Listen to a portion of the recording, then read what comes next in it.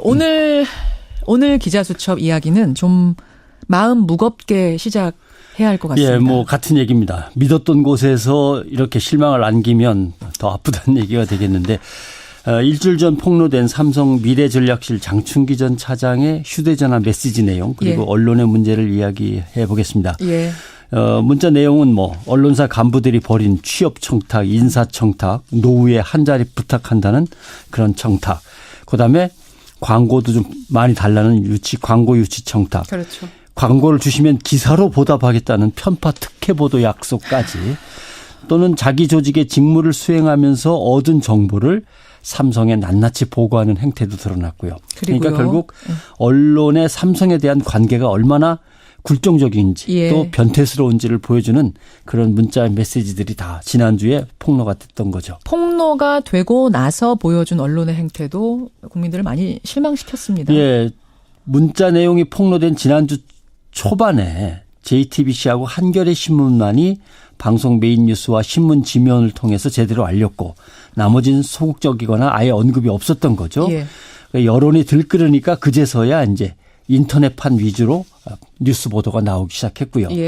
그런 와중에 뭐 공영방송도 소식을 전하긴 전했는데 언론사 간부들의 청탁 문자가 김영란 법상 위법은 아니라 처벌은 안 된다 뭐 이런 내용을 내서 이걸 보도를 했다고 봐야 되는 건지 좀 애매하기도 했고 또 이 폭로 내용은 사건 초반에 포털 네이버 메인에는 한 번도 노출되지 않았다는 민원연 모니터 보고 내용이 보도가 되면서 야 재벌 기업과 언론의 유착 그리고 그 둘이 결합된 힘이 정말 크구나 이런 걸 이제 다들 느끼게 했고요. 처음 생각해 볼 문자는 왜 청탁을 문자로 했지라고 하는 문제입니다. 문자로. 문자는 사실은 흔적도 남고 받는 사람 입장에서는 좀 무성의한 태도로 여겨질 수도 있을 텐데 왜 문자일까란 의문. 어려운 부탁하면은 만나서 해야 되는 거 아닌가요? 그러게요. 그래서 문자는 틀에 이렇게 딱 매이게 되고 딱딱할 수밖에 없습니다. 표현도 조심스럽게 해야 되고 그렇다면은 식사는 함께 합시다. 또는 골프 칩시다 하면서 골프장 사우나에서 은밀하게 벌어진 그동안의 숱한 거래들은 도대체 얼마나 될까? 바로 그겁니다. 그러니까 문자가 이 정도라면 그 문자가 다겠는가? 그렇죠. 그 다음에 이 언론사 간부들이 그런 걸 어디서 배웠을까? 어디서요? 자기 선배한테 배웠을 거고 그 선배는 그 선배한테 배웠을 거고 이게 관행으로 굳어져 있는데 그럼 그동안 대체 무슨 일이 얼마나 많이 벌어진 걸까? 이렇게 따질 때 한국 언론이 금권에 얼마나 휘둘려 오면서 자기의 본 모습을 잃어온 걸까? 이렇게 보면 지금 폭로된 이 행태는 하나의 언론 적폐 게이트로 봐야 된다라는 생각을 하게 되는 거죠. 왜 그렇게 언론사 간부들이 비굴하게 대기업에 목을 매는 걸까? 신문의 경우를 본다면 독자에게 신문을 팔아서 버는 수익은 한 10% 선입니다. 그러니까 나머지는 전부 다 광고 수입이죠. 광고 90%는. 그 90%에 이르는 광고 수입 중에 수십 %는 다 삼성에서 나오게 돼 있습니다. 삼성전자, 삼성물산, 삼성 자회사들 많으니까. 그러니까 언론의 삼성을 향한 구애는 거의 뭐 생존의 문제이기도 한 거죠. 그러나 그거는 정당한 마케팅과 삼성이 나름대로 보람으로 생각하고 광고나 협찬을 줄 만한 프로젝트를 가지고 가서 부탁하는 거지. 물론이죠. 이번 사건은 아주 사적인 청탁도 있고 광고와 보도의 독립성을 맞바꾸겠다는 당당한 제안까지 있고. 그래서 결국 충격적이죠. 결국 언론사의 특정 간부들은 삼성을 통해서 회사 수익을 올리면서 자기 자리를 확보하고 승진의 기회를 누리고 아니면 퇴직 후에 삼성에서 한 자리 얻을 수 있는 노후 보장으로 삼성에 접근하는 통로를 삼고 삼성에 몸 담았다는 걸 빌미로 해서 다음 관련 업체, 협력 업체로 또 한 자리 얻어가고 쏠쏠하게 챙길 수 있는 인사청탁도 있고 또 어떻게 보면 그런 인사청탁을 챙겨주면서 중개 이익을 얻었을 가능성도 있고. 브로커 역할을 한 거예요. 그렇죠. 그래서 이런 것들이 얼마나 오랫동안 얼마나 유착된 관계 속에서 변태스럽게 진행됐는가에 대해서 아무튼 이건 게이트로 봐야 될 거다라는 생각을 하게 되는 거죠. 저는 요즘 자다가도 벌떡 일어날 정도입니다. 이걸 생각하면. 그러신가요? 너무 수치스럽고 저는 어떻게 이런 일이 있을 수가 있지? 어떻게 내가 방송을 해야 되나라는 그야말로 요새 말로 자괴감이 들 정도로 부끄러운 일입니다. 예. 이게 이제 처음에 언론의 보도 기능과 경영 기능은 완전히 분리가 돼 있었습니다. 예. 70년대 중반까지. 그런데 70년대 중반에 동아일보와 조선일보의 박정희 정권에서 강제적으로 소신 있는 기자들을 해직시키고 편집 보도국을 위축시키면서 그 뒤로는 경영진이 편집국 보도국을 마음대로 드나들면서 경영진이 이제 편집 보도의 중립성, 독립성을 훼손하기 시작했죠. 아하. 그러다가 1990년대까지는 이렇게 진행돼 오다가 1990년대 중반에 김영삼 정권 때 언론을 무한 자유경쟁으로 그냥 시장을 열어버립니다. 예. 그러면서 언론사들끼리 생존 경쟁이 치열해지기 시작했죠. 예. 아마 신문 보시면 선풍기 드립니다. 화장품 냉장고 드립니다. 그렇죠. 자전거 드립니다. 어떨 때는 현찰로 5만 원 드립니다. 10만 원 드립니다. 백화점 상품권도 있고요. 예. 그러면서 어떤 일이 벌어졌냐면 편집 보도를 담당하는 기자는 편집국이나 보도국에만 있었는데 하나씩 광고국으로 옮긴 거죠, 자리를. 예. 왜냐하면 삼성을 취재했던 기자가 삼성에 가서 광고 달라 그러면 수주해야 되니까. 조금은 더 효과가 있지 않을까 이런 거죠. 그러다가 IMF 외환위기가 펑 터집니다. 예. 언론사 구조조정이 실시되고 정리해고가 일어나면서 언론사도 쫄딱 망할 수 있는 거구나. 이런 이제 위기감 때문에 안 되겠다. 간부들도 보도국에서 일하다가 광고국으로 대거 가고 그다음부터는 아예 광고 책임자가 보도국 편집국 간부들이 맡고 이러면서 문제가 이렇게 심각해진 거죠. 물론 그 흐름 속에서 상식과 합리적인 선을 지키려고 애를 쓰는 언론사들도 있습니다만 이제는 거의 모든 언론사의 관행입니다. 아휴, 참 너무 소개하면서도 마음이 아픈데 저희 CBS에서는 바로 이제 회사가 공식 사과문 내고 또 뉴스쇼의 주말판 이야기쇼에서 1시간 특집도 하고 했습니다만 기자들도 이런 또 것을 사과 성명 냈고 그렇죠. 기자협회에서 사과 성명 내고 했습니다만 이 마음 아픈 것 우리가 지켜왔던 소신이 어떤 문자에 무너진다는 게 참 가슴 저리게 아픈 아침인데 이거 바로 잡아야 하지 않겠습니까?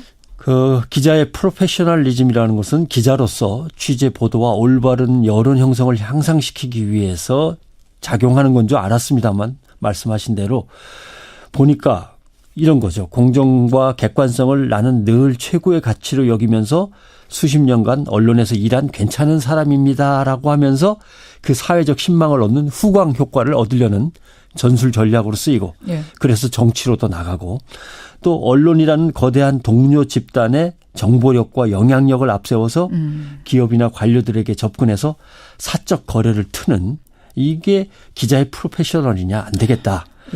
그래서 결국은 기자협회나 관훈클럽이나 방송기자클럽이나 이제 회원 관리를 다시 생각해 봐야겠다. 지금 시스템은 회원사 체제거든요. 그러니까 회원사의 기자들은 모두 다 자동 그렇죠. 회원인 거예요. CBS가 가입하면 CBS 회원사는 다 들어오는 거고 CBS 기자들은 기자협회도 마찬가지입니다.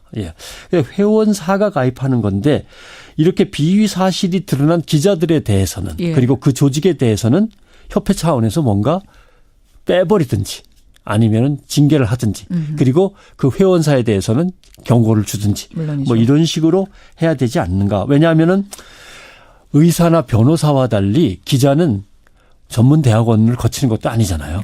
그렇죠. 또 신문 방송학을 반드시 전공해야 되는 것도 전혀 아니고. 그다음에 자격 시험이 있는 것도 아닙니다. 그러니까 언론사마다 그냥 각각의 시험이 있을 그렇죠. 뿐이니까. 그냥 아니면 면접만 보고 들어오는 경우도 있는 거고. 전문직 스스로 자정 능력을 발휘하지 못하면 기자라는 직업은 대단히 위태로운 직업입니다. 도덕성에 있어서. 물론입니다. 그래서 동종업계에서 동료들끼리의 압력이 필요하겠다. 그런 압력을 어떻게 행사하는 것이 언론의 중립성이나 독립성을 훼손하지 않고 기자들의 도덕성을 유지하는 길이 될까? 또는 언론사의 윤리를 갖다가 최소한 지키는 선이 될까? 이 정도를 우리가 생각해야 되고요. 아무튼 불미스러운 일로 국민께 실망과 심려를 끼쳐드린 거 다시금 사과를 드리고 저도 악관절이 아파서 식사하기가 불편했는데 의료진한테 물으니까 최근에 스트레스 많이 받으신 거 있으세요? 이렇게 묻더라고요. 아무튼 많이 부끄러운 일주를 보냈습니다만은 이걸 발판으로 더 나은 언론을 위해서 뭔가 환골탈태하는 계기를 삼아야겠죠. 눈물이 나는 아침입니다. 변상욱대 기자 수고하셨습니다. 네.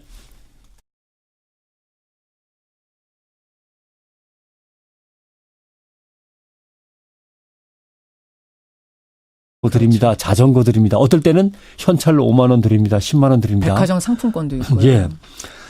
그러면서 어떤 일이 벌어졌냐면 편집 보도를 담당하는 기자는 편집국이나 보도국에만 있었는데 하나씩 광고국으로 옮긴 거죠, 자리를. 예. 왜냐하면 삼성을 취재했던 기자가 삼성에 가서 광고 달라 그러면 수주해야 되니까. 조금은 더 효과가 있지 않을까 이런 거죠. 그러다가 IMF 외환위기가 펑 터집니다. 예. 언론사 구조조정이 실시되고 정리해고가 일어나면서 언론사도 쫄딱 망할 수 있는 거구나. 이런 이제 위기감 때문에 안 되겠다. 간부들도 보도국에서 일하다가 광고국으로 대거 가고 예. 그다음부터는 아예 광고 책임자가 보도국 편집국 간부들이 맡고 이러면서 문제가 이렇게 심각해진 거죠. 물론 그 흐름 속에서 상식과 합리적인 선을 지키려고 애를 쓰는 언론사들도 있습니다만 이제는 거의 모든 언론사의 관행입니다. 참 너무 소개하면서도 마음이 아픈데 저희 CBS에서는 바로 이제 회사가 공식 사과문 내고 또 뉴스쇼의 주말판 이야기쇼에서 1시간 특집도 하고 했습니다만 기자들도 이런 또 것을 사과 성명 냈고. 그렇죠. 기자협회에서 사과 성명 내고 했습니다만 이 마음 아픈 것 우리가 지켜왔던 소신이 어떤 문자에 무너진다는 게 참 가슴 저리게 아픈 아침인데 이거 바로 잡아야 하지 않겠습니까? 그 중개 이익을 얻었을 가능성도 있고. 브로커 역할을 한 거예요. 그렇죠. 그래서 이런 것들이 얼마나 오랫동안 얼마나 유착된 관계 속에서 변태스럽게 진행됐는가에 대해서 아무튼 이건 게이트로 봐야 될 거다라는 생각을 하게 되는 거죠.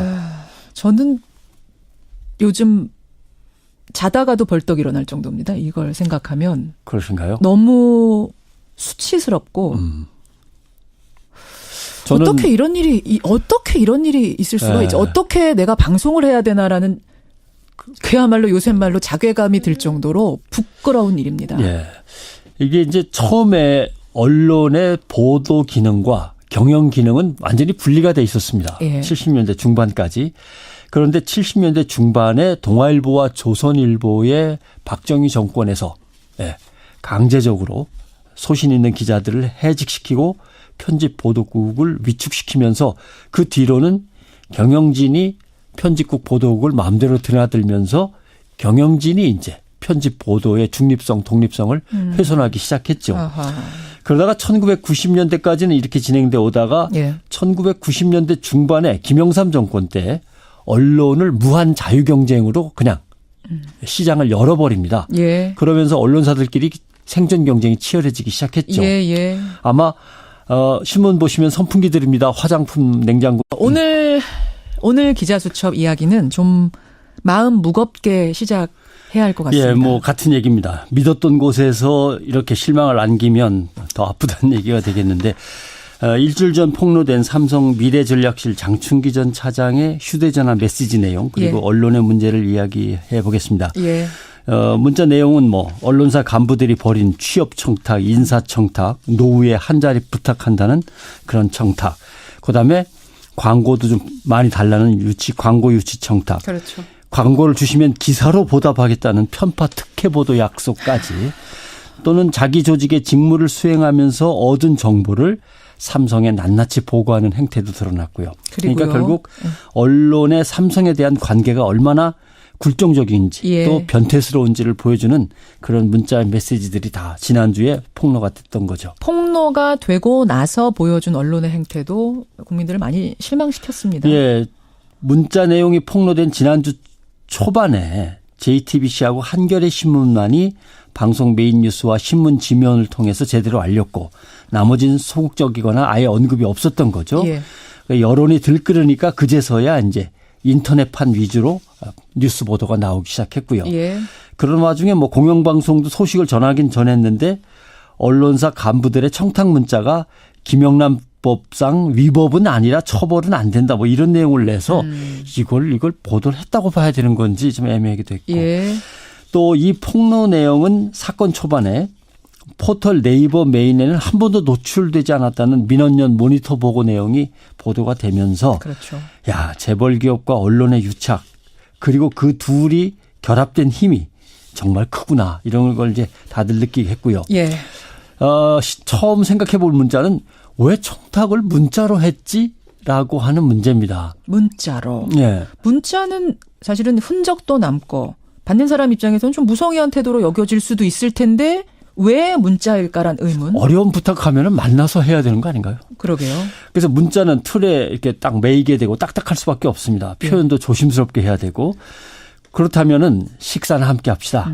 또는 골프 칩시다 하면서 골프장 사우나에서 은밀하게 벌어진 그동안의 숱한 거래들은 도대체 얼마나 될까? 바로 그겁니다. 네. 그러니까 문자가 이 정도라면 그 문자가 다겠는가. 그렇죠. 그 다음에 이 언론사 간부들이 그런 걸 어디서 배웠을까? 어디서요? 자기 선배한테 배웠을 거고 그 선배는 그 선배한테 배웠을 거고 그렇겠죠. 이게 관행으로 굳어져 있는데 그럼 그동안 대체 무슨 일이 얼마나 많이 벌어진 걸까?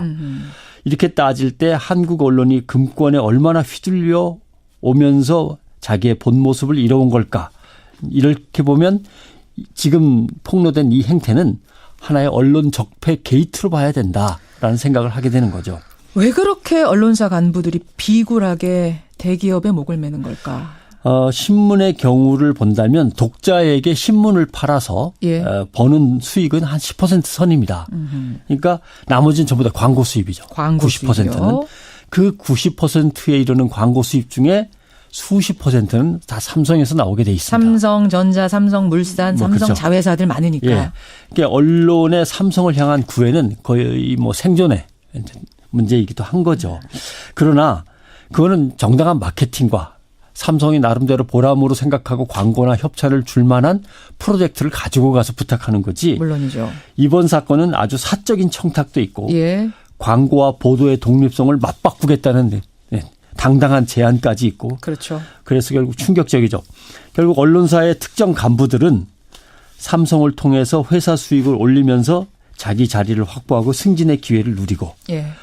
아니면 퇴직 후에 삼성에서 한 자리 얻을 수 있는 노후 보장으로 삼성에 접근하는 통로를 삼고 삼성에 몸 담았다는 걸 빌미로 해서 다음 관련 업체, 협력 업체로 또 한 자리 얻어가고 아하. 쏠쏠하게 챙길 수 있는 인사청탁도 있고 예. 또 어떻게 보면 그런 인사청탁을 챙겨주면서